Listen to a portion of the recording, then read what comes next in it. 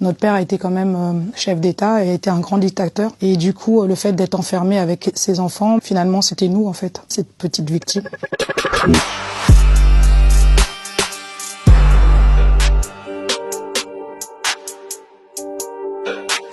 Mon père a eu s'est marié 17 fois sans jamais divorcer. Donc il a eu 17 femmes officielles avec 39 enfants officiels. Il disait en avoir 56.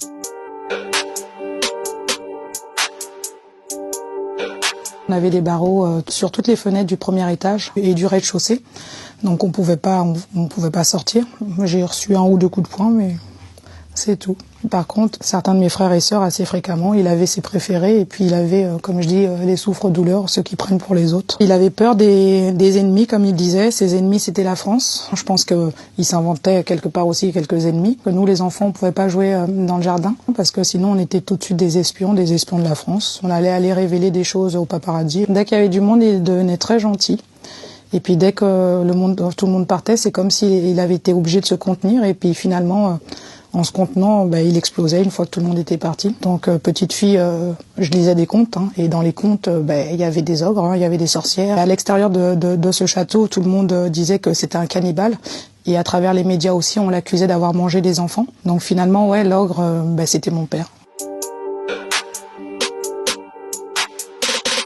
Oui, il a décidé de se rendre quand déjà il avait été coupé de tous les vivres qu'on lui donnait, que la France lui donnait. Enfin, j'ai supposé que c'était la France puisque je voyais défiler des messieurs blancs avec des mallettes en cuir, avec plein de billets dedans. Donc les yeux d'un enfant émerveillé qui voit ses mallettes et petit à petit, il n'y a plus de mallettes. Petit à petit, il n'y a plus rien à manger. Donc quand il a vu que il n'arriverait plus à faire face, en fait, je pense que ça a quand même cogité dans sa tête et il a voulu se rendre. Je le reverrai quelques années plus tard à sa sortie de prison, en 1994. Et en fait, j'y vais dans l'espoir qu'il ait changé, que la prison en fait lui a servi à se remettre aussi en question, à s'assagir. Et puis finalement, en arrivant là-bas, dans sa villa, je découvre que l'homme n'a pas changé en fait. J'arrive là-bas toute contente, avec des petits cadeaux pour lui, avec ma sœur Marie-Alice, et il nous dit qu'on aura interdiction de sortie. Donc j'ai dit à ma sœur, écoute, garde bien ton passeport sur toi, parce que je pense qu'il va nous le prendre pour pas qu'on reparte. Et trop tard, elle a fouillé partout, et elle m'a dit, moi le mien il me l'a pris. Là-bas, je suis restée 8 jours et je me suis sauvée.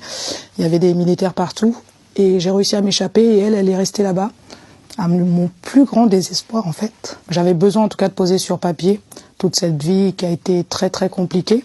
Puis en même temps, si ça peut servir à d'autres personnes qui se renferment en eux-mêmes et qui n'osent pas. Et le fait de tout garder à l'intérieur, en tant que personne, en tout cas en tant qu'individu, on peut pas s'exprimer. C'est pas possible. On peut pas être soi. On sera forcément ce que les autres veulent qu'on soit.